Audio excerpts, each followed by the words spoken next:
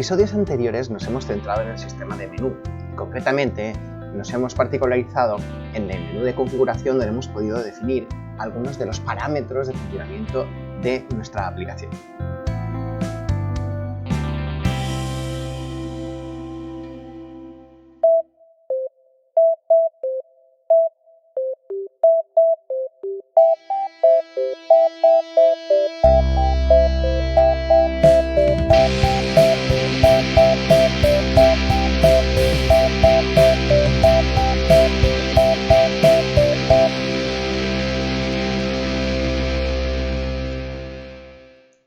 Vamos ahora a implementar la última parte de la configuración, permitiendo que el usuario defina que el segundo jugador va a ser controlado no por otro ser humano distinto, sino que será la propia CPU la que tome las decisiones de mover al jugador arriba o abajo en función de determinados parámetros del juego. Nos vamos al entorno, aunque básicamente vamos a trabajar a nivel de código. De momento tenemos ahí nuestra pantalla de configuración y vamos a irnos al código correspondiente, en este caso, al control del jugador. Control del jugador que teníamos en este estado, si recordamos, teníamos un tipo enumerado para saber si el jugador corresponde al de la izquierda y la derecha. Teníamos una serie de variables, ahora vamos a etiquetarlas ya. De momento, variables públicas que me permitían a mí cambiar la velocidad desde fuera, también cambiar el lado, y habíamos hecho pública el audio source, pero fijaros que audio source no necesita ser público porque en realidad no vamos a acceder a él desde fuera. Lo habíamos hecho así para ver que realmente se inicializaba. Pero podemos ahora cambiarlo y hacerlo private, de manera que esto ya no tiene que ocupar espacio en el entorno. Porque sí que vamos a necesitar, sí que vamos a sacar algunas variables que son necesarias para ser configuradas desde fuera. En primer lugar, vamos a añadir una variable que será pública y que será booleana, una variable lógica, que me va a decir si este jugador va a ser controlado bien por software, por la propia CPU o por un jugador humano. Entonces lo vamos a hacer así, is CPU controller, ¿vale? Lo vamos a llamar así, está controlado por una CPU y por defecto lo vamos a decir a false, ¿vale? Contando que entonces hay un ser humano detrás de ese control. También vamos a añadir una segunda variable nueva, porque si en el caso de que esté controlado por CPU necesitaremos algo que guíe esto. En nuestro caso vamos a ir mirando la bola, vamos a necesitar conocer la posición de la bola. La referencia será pública y vamos a hacer un tipo transform. Vamos a apuntar al transform de otro objeto. Así, public transform. Y vamos a llamarla ball transform, que nos informará de cuál es en todo momento la posición, la rotación de la bola. Así podemos acceder a ella. Vamos a modificar esto, vamos a decir que estos son públicas, y así la diferenciamos de las variables privadas. Probadas no, privadas. Todo esto lo hacemos simplemente por cuestiones de después organización. Y ahora vamos a venir aquí, vamos al update si recordamos. En el update hacíamos una cosa u otra dependiendo si estábamos a la izquierda o a la derecha para controlar cuáles son las teclas que están modificando en la posición del jugador.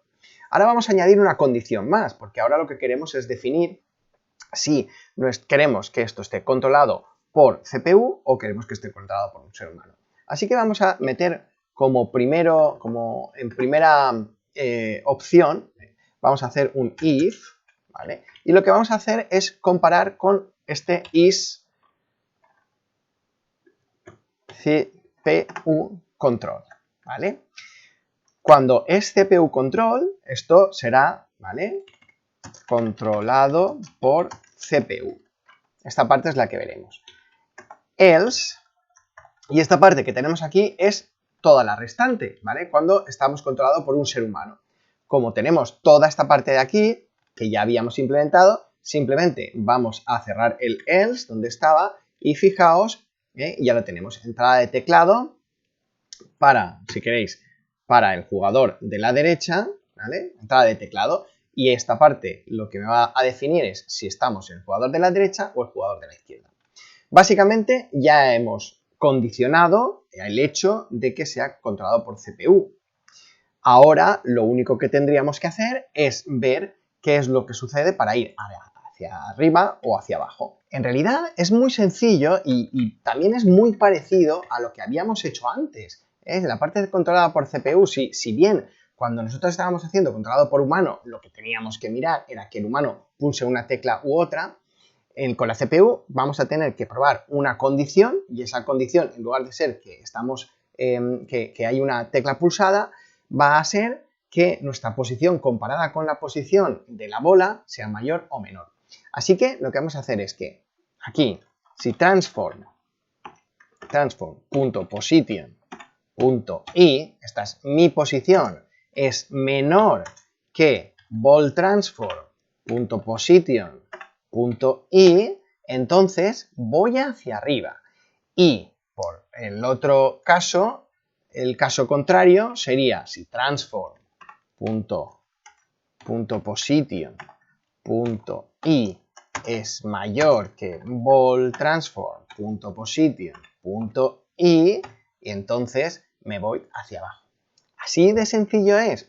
Esta parte de la condición que tenemos aquí la podemos dejar porque simplemente lo que hacemos es chequear que el jugador no se salga por arriba o no se salga por abajo. Pero fundamentalmente lo único que estamos haciendo es comparar nuestra posición con la posición de la bola. Con eso hemos terminado. Fijaos qué sencilla es la inteligencia artificial con la que hemos dotado a nuestro jugador. Pero todavía no hemos terminado. Hay todavía parte de código que tenemos que arreglar. Y eso lo tenemos que hacer en el código del Game Manager.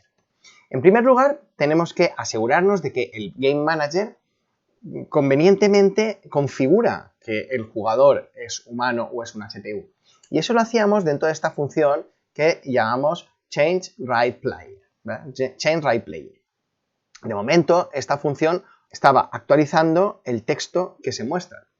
Pero ahora lo que podemos hacer es acceder al propio jugador en sí, que si recordamos, lo tenemos aquí arriba, lo llamamos WritePlayer. Ahora necesitamos acceder al componente PlayerControl dentro del objeto WritePlayer. Tenemos la referencia al objeto WritePlayer, pero lo que nosotros queremos ahora es introducir una referencia a su componente PlayerControl. Para eso podríamos hacerlo de muchas formas distintas, pero quizá la forma más rápida de hacerlo es añadir una variable pública, que en este caso ya no es un GameObject, sino un PlayerControl, WritePlayerControl. Lo voy a llamar de esta manera. A partir de entonces, y una vez configurado en el entorno, podemos acceder a sus componentes, a cada una de esas variables. Por ejemplo, y en concreto, a la variable isCPUControl. Vámonos entonces a esta parte del código y llamamos WritePlayerControl isCPUControl, ¿vale? Y ahora diremos que true. ¿De acuerdo? Mientras que si cambiamos a humano, le vamos a decir que CPUControl is false. La primera parte está conseguida. Ahora con el botón de configuración ya soy capaz de decirle si es un segundo jugador, es CPU o es un humano. Y ahora nos enfrentamos al último de los problemas. Si el jugador tiene que actualizar su posición en función de la posición de la bola, resulta que tiene que conocer cuál es la bola. Pero claro, nosotros creamos una bola cada vez que se marca un tanto. Así que cada vez que creamos una nueva bola, deberemos informar al jugador 2 que debe mirar esa bola en sí. Eso es lo que vamos a hacer entonces en la función de creación de la bola. Si recordamos, la función de creación de la bola era precisamente esa, createBall, que teníamos aquí, donde se creaba la bola, se instanciaba, ¿vale? Accedíamos al componente ballControl y luego fijábamos el incremento de velocidad. Vamos a añadir todavía una línea más. Ahora que ya tenemos la bola creada, vamos a buscar su componente posición, que es la que nosotros necesitamos, y eso será lo que le pasemos al jugador 2. Así que write_player_control.ballTransform, ball_transform, le decimos que es myBall.transform. Con eso está informado correspondientemente. Ahora ya sí, todo el código está terminado. Queda volvernos al entorno para ver que todo funciona correctamente. En primer lugar, una comprobación de que todos los elementos tienen ya sus variables inicializadas. Como vemos, leftPlayer y rightPlayer tienen ahí su isCPUControl y tienen un ballTransform que en principio no está inicializada porque se tiene que inicializar cada vez que tenemos la bola. En el caso del leftPlayer esto se quedará para siempre sin inicializar. Con el rightPlayer tenemos aquí los campos preparados. Y por su parte, rightPlayer tendremos a estos leftPlayer y rightPlayer también con su rightPlayerControl que deberemos inicializar convenientemente. Vamos a ver en primer lugar que el setup funciona, así que después de guardar lo que vamos a hacer es decirle entrar en la configuración y ver que el jugador de la derecha me permite a rightPlayer cambiar este check que tenemos aquí, humano, ¿veis? CPU control, ¿veis? CPU control no, cuando es humano desaparece, cuando es CPU aparece. Perfecto por esa parte que le corresponde. Vamos a dejarlo de momento en que es humano para ver que todo funciona correctamente, tal como funcionaba antes y que no hemos estropeado nada mientras estábamos trabajando. Así que le damos al play y vemos que en efecto yo sigo pudiendo mover el jugador de la derecha tocando las teclas correspondientes. Vale, esa parte no ha cambiado.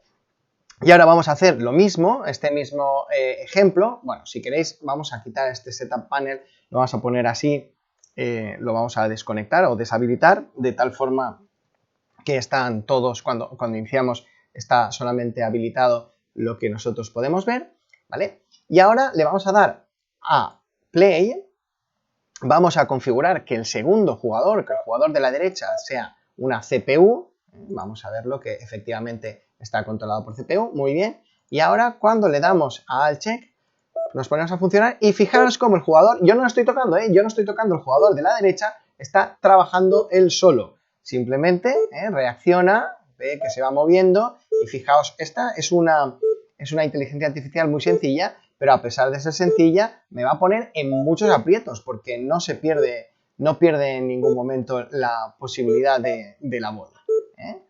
Como veis, está trabajando y mi única posibilidad es ponerle las cosas yo difíciles y me acaba de meter un tanto.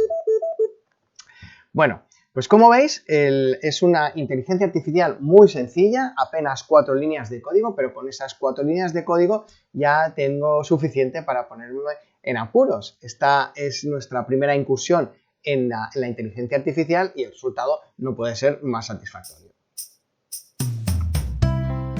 Podemos considerar que nuestra aplicación ya está terminada y que ya cumple con todo lo que nos habíamos propuesto en un primer momento. Ahora solo nos queda darle unos pequeños retoques antes de su publicación. Os espero.